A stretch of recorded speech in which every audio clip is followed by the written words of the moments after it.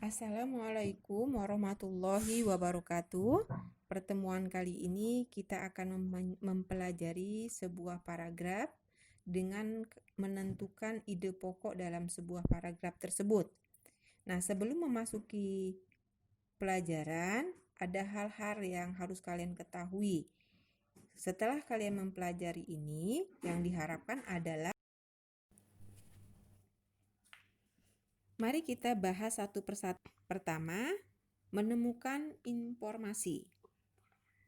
Untuk menemukan informasi pada sebuah teks atau dalam sebuah laporan pengamatan, hal pertama yang harus kalian lakukan adalah membaca dan memahami teks dan laporan pengamatan tersebut. Nah, untuk menunjukkan kalian memahami isi teks tersebut, kalian harus mampu menjawab pertanyaan-pertanyaan yang berkaitan dengan laporan pengamatan yang disajikan. Berikutnya, bagian B adalah menentukan kalimat utama. Nah, sebelum menentukan kalimat utama, yang harus kita ketahui bahwa di dalam sebuah paragraf itu terdiri dari satu buah ide pokok, satu buah kalimat utama, dan beberapa kalimat penjelas. Jika dalam sebuah kalimat terdiri atas beberapa kalimat utama, nah posisi kalimat utama itu bisa di awal kalimat, bisa di kalimat terakhir, atau bisa juga di kalimat pertama atau di kalimat terakhir.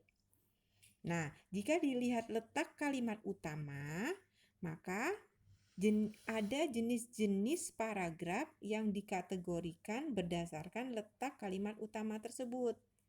Nah, jika kalimat utamanya ada di kalimat pertama, maka kalimat itu disebut dengan paragraf deduktif. Jika kalimat utama ada di kalimat terakhir, maka paragraf itu kategorinya adalah paragraf induktif. Nah, jika kalimat utama itu ada di kalimat pertama dan ada di kalimat terakhir, maka paragraf tersebut disebut dengan paragraf campuran. Kalian bisa lihat contoh pada slide yang Ibu tampilkan. Di situ ada sebuah paragraf. Sebuah paragraf ada kalimat yang Ibu kasih garis warna merah, itu menjadi kalimat utama. Lalu kalimat terakhir juga Ibu kasih tandai dengan tulisan warna merah. Nah, dari kedua kalimat itu, kalimat pertama dan terakhir, yang menjadi kalimat utama adalah kalimat pertama. Mengapa?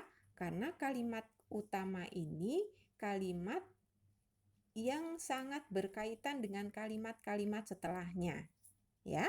Jadi, kalimat ini dalam paragraf ini yang menjadi kalimat utamanya adalah Lina memiliki seekor kucing. Selanjutnya adalah menentukan ide pokok. Nah, di atas tadi sudah kita temukan kalimat utama. Jadi, sebelum menentukan ide pokok dalam sebuah paragraf, kita harus bisa menentukan dulu mana kalimat utama di paragraf tersebut. Setelah kita menentukan kalimat utama tersebut, maka kita baca ulang kembali kalimat utama tersebut dan kita temukan ide pokok di dalamnya. Jadi, ide pokok itu berada di kalimat utama. Bagaimana mencarinya? Salah satunya adalah dengan menemukan kata kunci pada kalimat utama. Coba kalian perhatikan di slide yang Ibu tampilkan. Nah, kalimat utama pada paragraf tersebut adalah Lina memiliki seekor kucing. Nah, dari kalimat tersebut yang menjadi kata kuncinya adalah kata yang Ibu beri warna merah, yaitu kucing Lina. Ya. Nah, jadi kucing Lina itu adalah ide pokok dari paragraf tersebut. Nah, mengapa kucing Lina itu menjadi ide pokok? itu bisa dilihat dari kalimat-kalimat setelahnya. Nah, kalimat-kalimat setelahnya itu selalu berhubungan tentang kucing Lina. Coba perhatikan kalimat kedua. Ia sangat menyayanginya. Nya itu kembali ke kucing Lina. Kalimat yang ketiga, kucing Lina senang bermain. Nah, kan itu ada kata kucing, kembali ke kata kunci tadi. Kalimat keempat, terkadang Lina mengajaknya bermain di taman di halaman rumah. Nah, mengajak itu kan kembali ke kucing, ya. Lalu kalimat kelima, kalau Lina sedang bersekolah atau sedang berpergian, kucing Lina bermain sendiri. Nah, kan kembali ke kucing, kata kucing lagi tadi. Nah, kalimat terakhir dengan memanjat atap rumah, berguling atau bermain dengan bola adalah hal yang disukainya. Nah, disukainya itu adalah kembali ke kucing. Makanya kucing adalah menjadi kata kunci pada paragraf ini, ya. Begitu. Jadi kata kunci atau ide pokok itu selalu berkaitan dengan kalimat-kalimat berikutnya.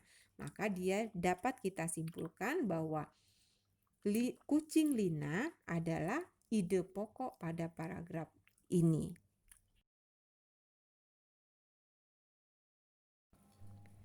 Selanjutnya, yang terakhir, kalian harus bisa membuat kesimpulan, ya. Nah, berurut. Setelah kalian bisa membuat kesimpulan, setelah kalian bisa menentukan kalimat utama, menemukan ide pokok dalam kalimat utama tersebut, ya, dengan menemukan kata kunci, maka pada akhirnya nanti kalian bisa membuat kesimpulan. Nah, untuk membuat kesimpulan itu dengan cara membuat kalimat baru berdasarkan kata kunci yang sudah kita temukan tadi. Nah, tadi kan kata kuncinya adalah kucing, ya. Nah, kalian lihat pada slide yang Ibu tampilkan. Nah, kesimpulan dari paragraf yang kita bahas ini adalah bahwa Lina senang bermain dengan kucing kesayangannya. Jika Lina pergi, kucingnya bermain sendiri. Nah, jadi kita membuat kalimat baru berdasarkan kalimat-kalimat penting yang ada pada wacana tersebut dengan patokannya kata kuncinya. Apa? Kucing, ya, kucing Lina. Nah, jadi kesimpulan dari paragraf tadi bisa kita ambil dari kata-kata atau hal-hal penting dari setiap kalimat yang terdapat pada paragraf tersebut. Demikianlah materi yang dapat disampaikan. Semoga Allah memudahkan kalian untuk memahaminya. Selanjutnya, untuk memperkuat pemahaman kalian terhadap materi tersebut, akan diberikan